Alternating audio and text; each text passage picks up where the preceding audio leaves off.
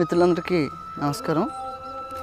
మిత్రులారా, ఈరోజు మనం గమనిస్తే చాలామంది మిత్రులు జీవామృతం కలపడానికి శనగపిండి, బెల్లం ఎక్కువ వాడుతూ ఉంటారు.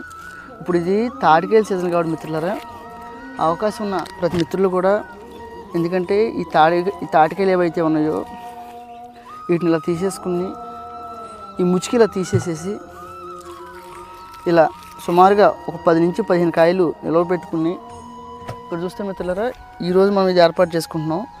ఇదేంటంటే మనం 2 రోజుల క్రితం ఏర్పాటు చేసుకున్నాం. ఇది తాటికాయల గుజ్జు ఏదైతే వస్తుందో ఆ జీవామృతానికి ఎంతగానో ఉపయోగపడుతుంది. అప్పుడు మీరు బెల్లం వేయాల్సిన అవసరం కూడా ఉండదు.